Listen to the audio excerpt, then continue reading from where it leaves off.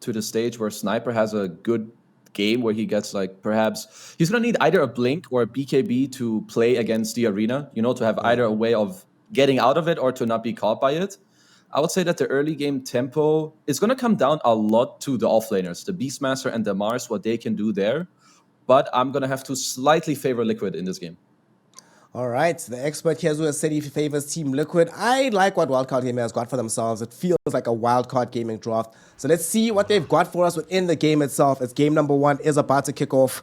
As these two teams are about to head off, we have some quick business to conduct here. Team with the most runes picked up by 10 minutes, Liquid or Wildcard? I say the one team has Nyx, right? Nyx is going to move a lot, so it feels like Liquid, right? Yeah, I think that's spot on. That's what I would have said too. All right, team with most kills at the game end. I'm going to say that Matu will pop off, so I'm going with Liquid. Yeah, okay, I can see that happening. First Rex kill. It's going to be all Team Liquid. It's all Team Liquid, yeah. On this one too. And then total number of towers killed before 25 minutes. Before 25? How many pushing heroes in this game? There's Beastmaster and Invoker on the one side. There's Troll and Beast. Other side is Troll It's gonna be either 5 or 6 or 7 at 25. I'm gonna go with 6 to 10 and hope that we have a fast game where both teams just get to push a lot and the other team doesn't defend. Teams, I hope y'all are listening. We need our prediction points. Thank you very much. Yes. Right. Let's see here. Yesterday we had, for the most part, pretty normal distribution of early bounty runes. This time around, let's see if it's going to be 2-2 or if we're going to have any big fights. There might be some contestation happening here in the river as Insania gets slowed down. LSA is going to be on top of him and will end up drawing away the first blood alone through the mid lane, able to get off to a very good start. This is going to mean a very early bottle. This is going to mean a good times for the Lina in this mid lane versus the Volker. Definitely very nice that they ended up going there. They get the first blood for them. So some bounty rune trade, but first blood gets picked up by the Lina mid. They also scouted out the mid ward from Team Liquid with the Snapfire running into the tree line of the mid tier 1 to scout out that ward. Sadly, no safety for them, but they know it's there, so maybe Lina will look to de-ward that. And yeah, now we're just gonna have some laning matchups, and this top lane, as I stated before, is very important for Team Liquid. You need Zai to once again have a good start. These Beastmaster, Lycan type heroes, it's very important how their first few waves go. Like they want to get like 1, 2, 3 CS in the first wave, have the support pull the second wave, and then go from there, which is exactly what we see them execute right now. Yeah. Boxy trying to execute this pull. Sam is going to try and annoy him as much as humanly possible, but not really going to be able to completely muscle him off. The objective is achieved. Zai is going to get his creep wave. Still at the same time, though, it does feel like Eves is going to be able to farm quite normally on the troll. Are we just going to have a normal troll game this time around, you think? Just straight up Battle Fury, BKB later down the line? Nothing shiny or special? Yeah, I don't think we're going to see any like changes from the normal troll build. You're going to go Battle Fury, it's going to help you deal with the summons, it's going to help your farm speed later on as well. And then depending on how good his game is going, there's a chance for him to skip a BKB slightly in the start, because the way that I like to see Silencer in like the first 10 to 25 minutes is that if you play it very well and you communicate, you can kind of use the global silence as a BKB because it makes them not use their spells, right? So it allows you to be a bit more greedy, at least if you feel like you can ultimately, you know, execute in a nice way. And they have Mars jumping in for them, who is very low HP on the bottom lane, mind you, right now, as Alex is also in quite a bit of trouble. He's fine. No, he's not. No, he's not. They're going to lose Alex, and Divine Llama's like, oh, wait, actually, I can't go too far forward without having access to the Snapfire, so we'll decide to pull things back. Does have some regen being ferried in on the courier, so he should be okay. In this top lane, we do see Boxy and Sammy still just trading with one another. Sammy boy might actually be able to kill Boxy off of this one, but Boxy just barely gets in range of the tower and should be okay. I like the point that you were mentioning about the global silence sort of functioning as a pseudo BKB at specific phases of the game, especially if the enemy team doesn't have any ways to dispel it just yet. Matu is not going to build Manta. By the time he gets BKB, you know, Troll will probably have BKB himself as well. So I like this. I like this. It can work out. Yeah. So back to the sniper pick, there's many reasons why it was good, right? We already mentioned a few of it. Kind of good against wildcard heroes if he doesn't get caught in the arena. Has a good matchup. He has 2 buffs with it, but also the laning stage is super good with Undying. Undying loves to play with heroes that just have the ability to help you from long range, like your PA, your sniper, and so on. And for the mid lane, I have to mention Alone. I feel like a lot of these mid players that are maybe where you feel like, yeah, they're not as good as their counterpart, they've been doing really well. Like the SA mids, especially yesterday as well. Leo Style had some really good performances. And I think right now Alone having a very nice time in the mid lane. He's up by quite a bit of net worth. So remember, he did get the first blood, so that helps a little bit. But I'm really happy to see the performances so far of these mid players. He has been looking quite hot. And right now, like you mentioned, doing quite well. Top lane, Eves is also doing decently here. Trying to chase down Zai on the Beastmaster. The right clicks, not going to be enough to really put him into jeopardy, but enough to zone him away from the lane for now. Or maybe not, because Sam is too low on HP to actually show up and help Eves. So the troll might be the one that ends up dying. Boxy with the body blocks. They're really trying to get this kill. The missed chance is going to be active, but it's not going to be enough because Zai finishes him off with the wild axes. Straight up deny onto the creep wave from the silencer at the same time. But that is a very successful move in this top lane, punishing the troll, slightly overextending because he didn't have the cover from the silencer that he thought he did. Yeah, that's a huge play for Liquid in this lane. Zai still had stick charges, he had the fairy fire as well, so he was kind of, baiting, hoping that the troll would, bite and keep chasing, which he did, and they play it perfectly. They continue with that. Now that Zai is on low HP and his helmet's running out, Boxy's doing a great play after that the kills are done, where he's going to pull the wave in between his towers, which means Zai is going to be in a nice position, and he's going to heal up with the helm, and just, the creeps being in a super nice position for him. And in the meantime, there's going to be a double kill bottom. Yeah. Well, of the many things that happen in Dota 2 that you do not want to have happen if you are a fan of Wildcard Gaming, seeing this Matumba Man sniper get an early double kill must be very high up on that list. This is not good. Snipers with a good start, getting off to this much farm, especially when Wildcard are pretty much reliant on Divine Llama stopping the sniper. And if Divine Llama is the one that's dying to the sniper, life is already starting to feel a little bit difficult. And to make matters worse, you're starting to get de-warded by Boxy as well, because we are at that stage of the game where Nick starts to make himself a nuisance on the map and not just a nuisance in the lane. Yeah. Bottom lane though, Matu's dead. Oh god, he's they missed the spear. Divine Llama messed up a little bit there. They should still have the damage to get this kill. One more right click is going to be good enough. Insania can't find the soul rip onto the sniper because he drops it on a different hero at the time. It happens. Yeah, it does happen. Nice pickup there by Wildcard to get this kill done. I mean, in lanes where you were this far behind, like Sniper was nearly doubling the net worth of Divine Llama. Now it's still quite a big difference, but you get it a bit closer, which is great. And I gotta mention the skill build that we see here on Insania with the Undying. He skipped the Tombstone in the lane entire because he was up against the Snapfire, which looks very good. Now that he's level 4, they have to tomb out. Let's see if they can turn this into a kill. He should be able to find the kill off of this. The triple usage of the shrapnel. Very happy to go down that way. In the meantime, though, in this mid lane, we did have a kill as Alex rotated in onto Alone. Eve's on top, also in some danger now, but a little bit stronger than he was the last time around. And they are not too keen to dive the tier 1 tower to find him. But Alone, extending his lead over the mid lane. Look at the difference in net worth here, Kezu. 1200 at the 6-minute mark. This feels really, really good if you're Alone.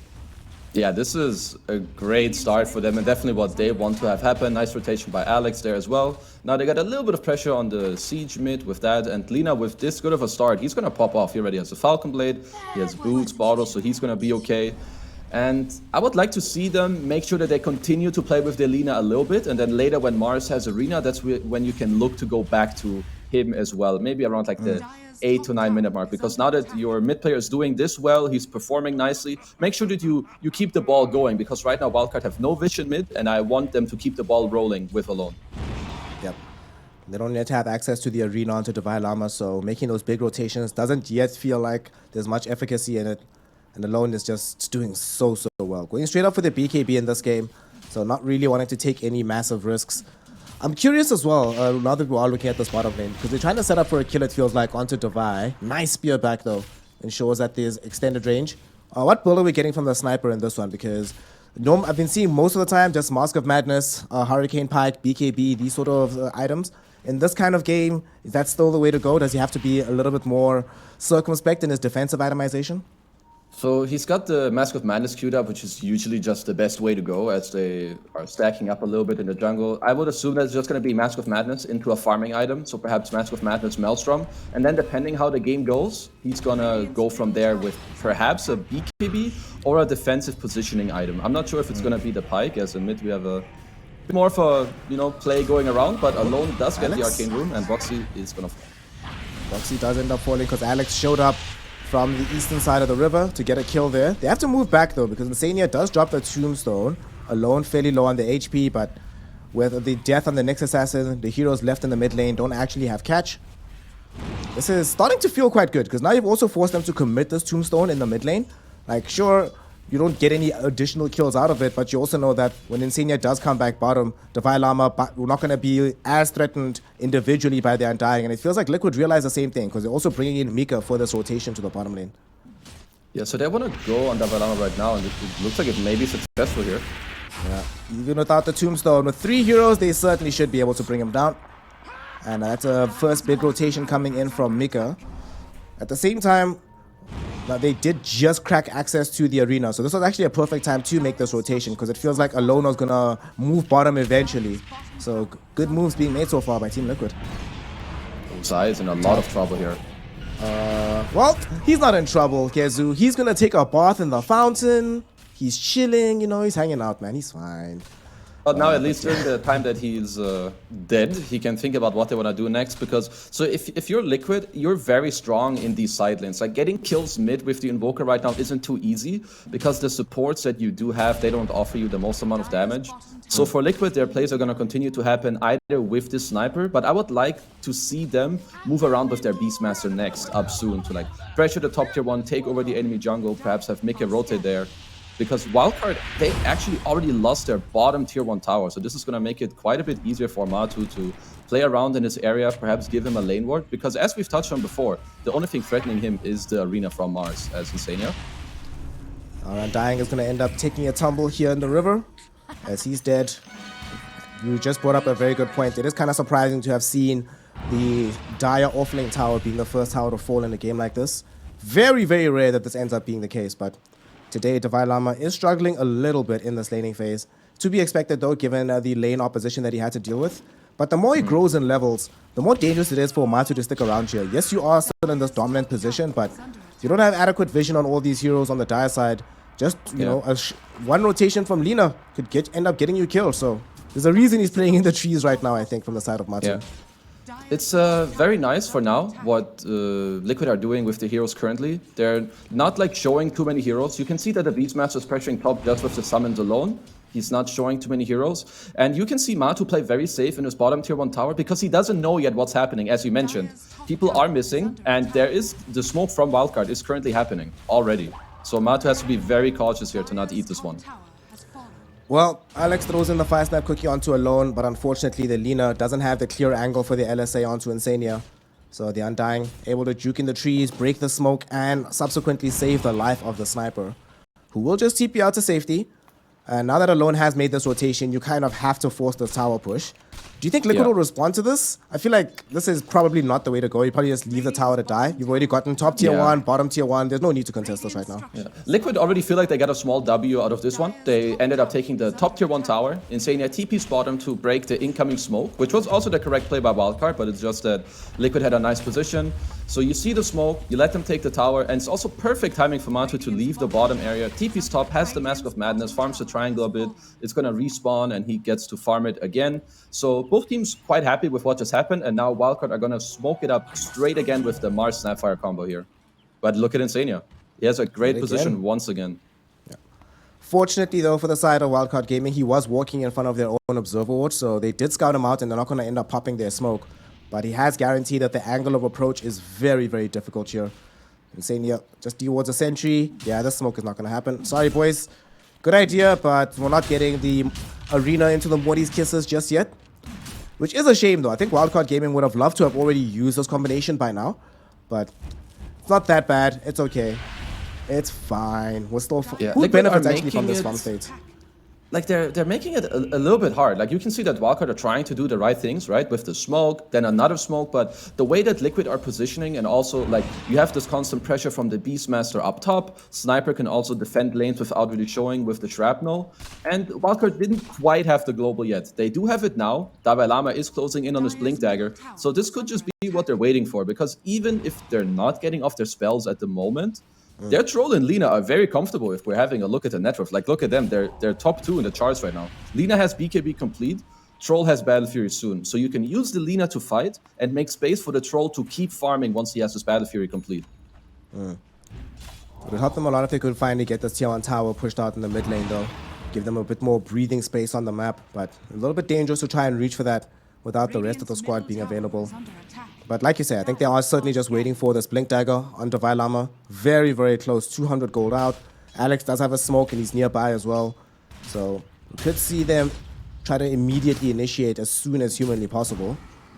And what do they need to be waiting for on the side of Team Liquid, though? Because it does feel like they're also playing, or they're happy at the moment to be playing a passive game, but that has to change at some point, right? What's the one linchpin before they feel like they can really start making aggressive moves on the map?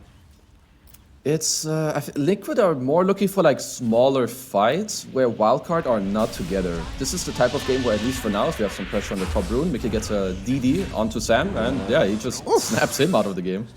With the DD, they actually might want to try turn onto Alone here. I think Alone realized that I can't go too deep into this river. I don't know where these people are, but unfortunately, they know where he is. Zai comes in with the Primal Roar.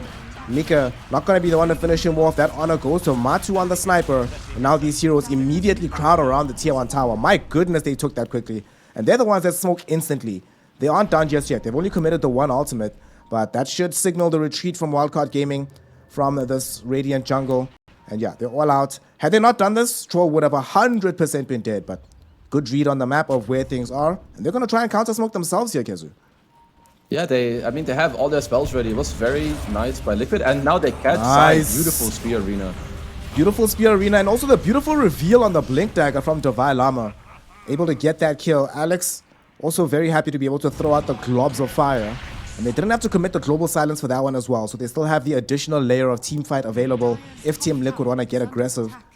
Okay, good times. It's still not real estate, though. Every time Team Liquid has gotten some of these important kills, they've been able to take real estate off of this. And Wildcard Gaming still struggling in that regard. But it's a start. It's a start. You kind of need these small initiations to go well for you before you can really try and break the game wide open. Yeah, every time they're going to have this arena, they will look for a play. They've already expanded a few smokes. I think this was Wildcard's 3rd smoke of the game. So they're going to have to be a bit cautious of how they use the next ones. Because eventually Liquid will force a Roshan kill very soon. They have Alacrity, they have Tombstone, they have Beastmaster. They have very nice capabilities of, you know, taking that down and forcing a fight in the top half area. So we're going to have to see how Wildcard respond to this. And right now there's potentially a fight happening in this area. Yeah? Matu's actually really good at Dota. He throws out the right clicks immediately onto Double-elimination to disable the Blink Dagger before anything else happens. Because he knows if he gets speared back, that's a very bad thing for him. As a result, they're able to pick up the Sammy kill for free. Double-elimination actually able to spear back Insania. Alone from the high ground will just zap him away with the Laguna. But Double-elimination might end up dying for this one as well. Even though you have access to the Bulwark, it's only level 1, so not enough protection there. Alone forced to use the BKB to dodge the Impale coming in from Boxy. A little bit unfortunate that that's how you use your first 9-second charge, but better than dying, I suppose. Absolutely, but they're not done yet. They're looking for more. Can't quite reach on all of these, I think, but they want to get them out of this area, at least for now. Matu goes on the high ground here, very far forward on the sniper. He might end up losing his life to Alone. He's banking on his team having more damage, and his gamble is correct, as he will end up being able to bring down the Lina.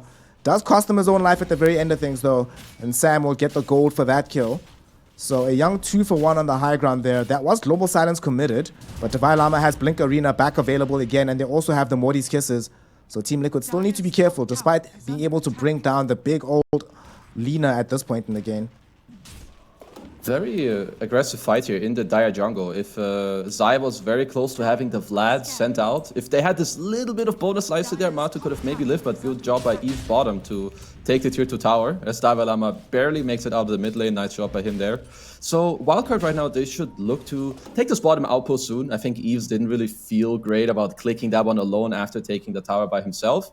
And the next objective in this game is just very likely gonna be this Roche that I touched on earlier. Zai now has this Helm of Overlord.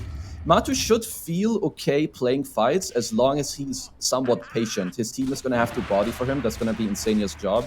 Get off a good tombstone, try to throw his body in there, because as we touched on, if Matu gets caught in this arena, whoever gets caught in the arena, Mortimer's Kisses Global Silence combo, I don't see them getting out of that. Speaking of the arena, Divine Llama able to get a spear back onto Insania, bringing him back towards this cliffside. They got a quick kill onto the Undying, but it looks like Team Liquid still want to fight a little bit. Boxy will miss out on the Impale, but Divine Llama finds himself with the arena onto Mickey.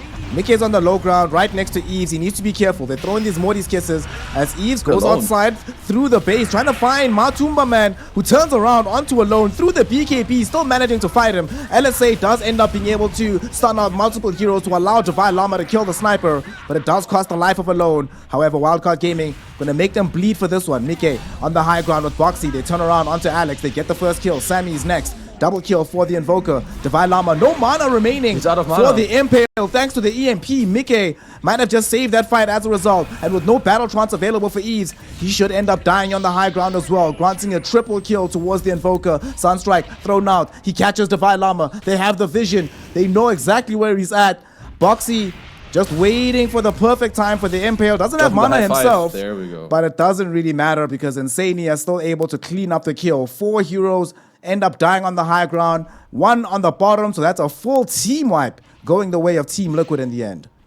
Yeah, that was... I really like initially how Wildcard were playing that fight, like in their own jungle, around this high ground ward. We can see in the recap, Mickey dealt 4,000 damage.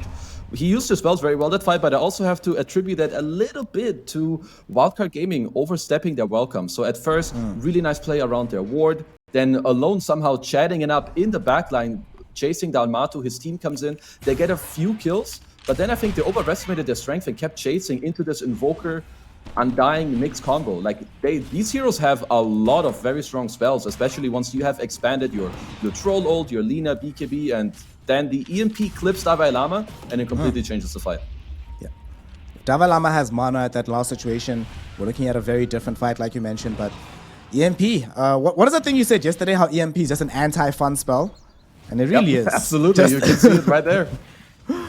Between EMP as well as just Nyx Assassin existing and the Nyx Mana Burn, Team Liquid don't get me started on enabling. Nyx. We're going to skip ahead on the Nyx discussion. Oh, Wildcard. They're going to smoke up. They have the line drawn towards the top lane. They know that Zai is playing in this area. They want to try and catch him and punish him. This is a 4-hero rotation, so this cannot afford to go south. But Zai actually just moves to the south and able to evade the smoke gank in its entirety. This is not a good sign, Kezu. Whenever you make this big, bombastic smoke on the map and the enemy team reads you perfectly, a lot of time gets wasted, and it's not like Team Liquid weren't doing anything, and now they can smoke themselves to try to look for a fight. It's a very nice counter smoke by them. So the idea from Wildcard is correct, but you need Mars in that smoke, as now Sammy Boy is breaking the smoke onto Insania here. Arena popped as well. He pops it up for the Undying though, as he's going to eat the Morty's kisses. Insania very happy with tanking all of these spells by himself. Eves, he went too far forward. Troll is just losing his life. No opportunity for a battle trance even, as he just ends up dying. Alone forced to pop the BKB just to try and flee away, but Primal Roar cancels the attempted TP away. They will be able to kill the Lina as well. Oh my goodness. Team Liquid showing no quarter here to Wildcard Gaming. Despite the farm that both the Troll and the Lina have, both of them end up falling to Team Liquid, and now they can claim the Roshan as a reward as well. Yeah, I mean, that's just Roche for themselves, and this is kind of Liquid, like, they're kind of baiting them into it, you know. This is what we touched on earlier. This is exactly what Liquid want to have happen, right? You run in your Undying. If you commit the Blink from Mars plus the Arena and Mortimer's Kisses on this Undying, I mean, Insania has got to be smiling and be very happy about that. And if you're Matu, same story. You see all these spells flying out on your support. You're like, okay, I can go in and kill him. As Sammy Boy in a little bit of trouble. He's trying to get out for now. Not a little bit. It's once again, when I say trouble, they usually end up dying. So, bye-bye. Bye, fam. Well, on the bright side, there is a bright side to all this. Mika did not buy Spirit Vessel, so he's not replenishing a charge on the Invoker. So it's not, it's okay. Copian, it's okay. True. Space is being made here by Sammy Boy. He also has the Philosopher's Stone, so while he's dead, he can enjoy some very nice and good old real estate. So Liquid are feeling very good about the game. Mika is getting his farm up. He has a Witchblade BKB. Blink Dagger coming up next for him. Zai's game is scaling very nicely too. He's going into the BKB, and Matu is finishing his BKB too.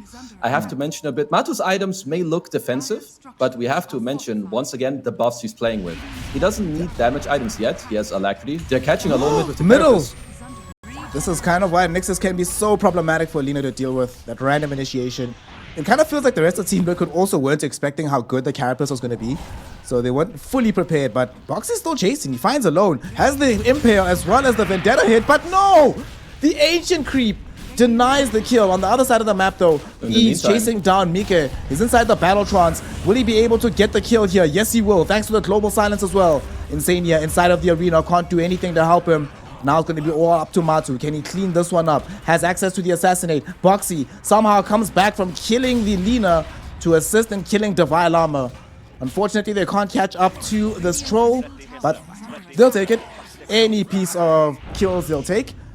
And the bad luck of having the Alone Lina denied by the Ancients. If that doesn't happen, then it's a stellar piece of business all across the map for Team Liquid. Chad played by Boxy to, kind of chase over there. Unlucky that Lina dies for the Ancients, but either way, he still ended up dying, which was a big deal. And then in the Radiant jungle, really nice play by Dalai Lama. Eves maybe, was overstepping his welcome a bit, but then Dalai Lama goes in, gets off a great arena spear. And then also at the end, he started using Bulwark to redirect the headshot, hits from the sniper, and then kind of allowing the troll to bail out of the fight. So that was very nice to see, as we're going to see here. Like, he's in a lot of trouble here on troll, but look at Dalai Lama. Just really nice usage of their spells here together to, help your buddy out, make sure that troll maybe has a chance to get out alive, as we can see here. So it's a nice job by them. Good patience as well from the Silencer to wait out the duration of the BKB first and not try preempt it. Make sure that we are getting this kill no matter what. It was really well done coming in here from the side of Wildcard Gaming. Boxy does end up getting this counter kill onto Devi with the assistance of Matu, but it's still fine. As we now see a quick smoke from the side of Team Liquid. They want to keep pressure on the map at the moment. But Wildcard Gaming, this time around, it's their turn to read the map quite well.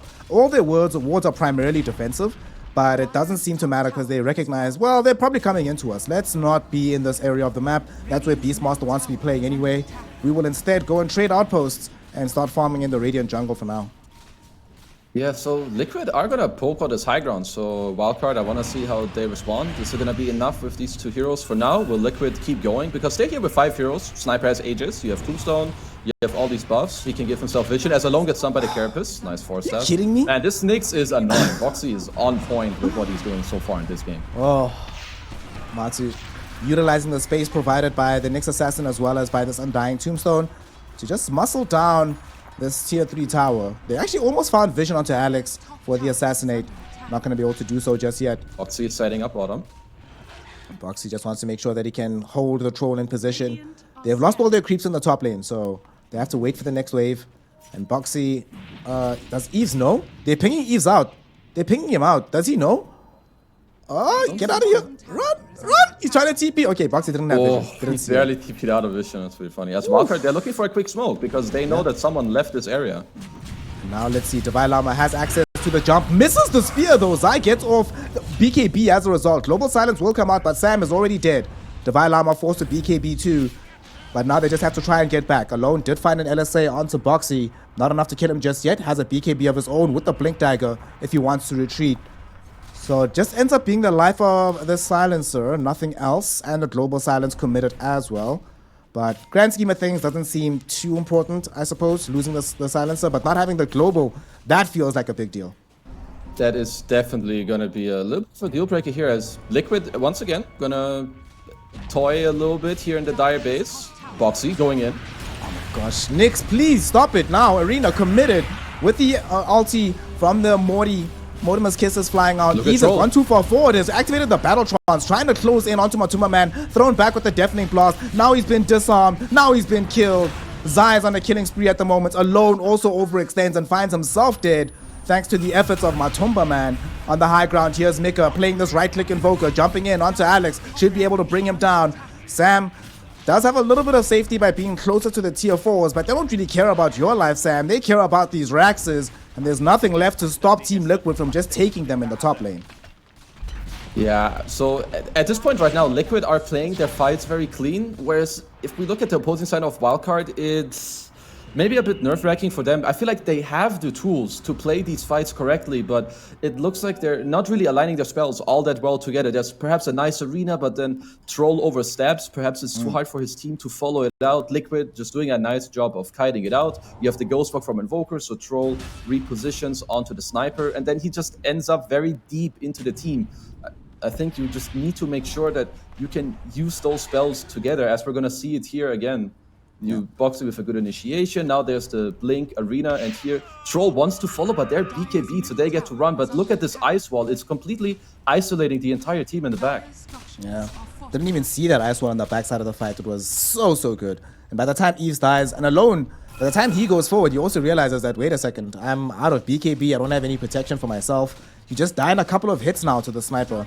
Matu is ridiculously strong. You were saying earlier on that you believe he's going to pop off in this game. Well, he has fulfilled that prediction. Looking like by far the strongest here on the map. Just picked up a Daedalus for his efforts as well. Dude, Daedalus Grove Bow with D-Lance. Okay, let's go. That seems fun to play against. I mean, it looks like they're just going to keep pressuring this safely without going too deep, and then they play for the second roach. Liquid playing the map currently with, I mean, very nice execution. As you need to be so careful about Boxy on this Nyx. Yeah. I mean, Alex literally just ate 3 right clicks and lost most of his HP. They do finally manage to bring down the tombstone, so that might signal a little bit of a retreat from Team Liquid. But what's the option here for Wildcard Gaming? How do they get themselves back into a position where they can actually fight appropriately? Because now it does feel like Liquid just has full control of the game. What can Wildcard do to try and change that status quo? So I think what's important for them coming up, so they have a gem first off on Alex to try and deward the map a little bit. I would like them to give the space to Eves right now to pick up this Blink Dagger, which is absolutely the right play by him to have it queued up, because I need them, the way that you break sniper lineups is that you ignore the people on the front and you try to give yourself the easiest chance to run on the back line. You try to jump him with like a Blink and Troll ulti, but once again, you have the type of scenario where the enemy team, they know that they're too strong. Liquid, they just keep going. They have the summons, the alacrity, shrapnel, and they're knocking on your tier 3 tower. Yeah. Insania will drop another tombstone just to make sure that they have some protection here as the Beastmaster army. Putting pressure onto this range Rax. At the same time, with the alacrity out on Matu, he's going to be putting pressure onto the melee. Seems completely fair and balanced that you can hit Rax from outside of the base at the bottom of the stairs. I see literally no problem with this, as they're about to finish off the melee Rax. At this point in time, Wildcard Gaming need to do something a little bit drastic if they want back in on this one. And that drasticness is coming. Look where they've smoked up around the map. Divine Llama has found himself the arena. They're going in onto Insania, but Primal Roar stops Eves in his tracks, wastes the duration of the BKB. So now the troll is in trouble. Now the troll is dead, alone, trying to fight from the high ground. Will be able to burst down the sniper with the Laguna Blade, but definitely will not be allowed to escape. Gets forced off into the Sunstrike. Incredible stuff from Team Liquid. And this should be them able to get an additional kill on top of it. Lina does buy back, but to what avail here? Is she buying back just for the defense? Sammy goes to the low ground to at least get the gem back in their hands. The question is, can they muscle these heroes away from the base? We have a sniper returning in 40 seconds. Jump up. Mickey looking for the kill onto Divine Llama. The triple meatballs will be there. The Mars is gone. And that will be followed very quickly by the Rax in this bottom lane as well. As Team Liquid getting everything they want and more out of these engagements here, Kezu. I mean, they're just so quick with their BKBs too. Like, look at Sniper. Look at all these damages coming out. Sniper gets to deal so much damage. Same with Invoker. They just pop the BKB. They're going for more. Roar onto Sam. And I don't see what Baka can do about this at this point. Nope, not a buyback. He's going to buy back though. That's going to be the attempt. He four-stops forward. Okay, 4 heroes caught by the Arcane Curse, but this is Boxy, my friend. We mentioned the Spike Carapace too effective against the Silencer. And I love how Mickey just completely ignored all these heroes and just destroyed the final Rax. Gets himself the Megas. We haven't had an opportunity to talk about this because this game has been a pretty wild one. What do you make of this Invoker build? This is the right-click build that we haven't seen from anybody else so far in the tournament. You like it? I mean, it's working out very well this game. I have to assume that he wanted bonus armor in this game against both Lina and Troll. He has a fast BKB against Mars, which is what you always want. And then he has this beast aura. So maybe he feels like, okay, if they build in a way where they can all in my sniper, where they get the BKBs at some point to snipe him, I can still back up and help as Double Llama is caught mid by another Carapace. What a good measure we cookie him in there.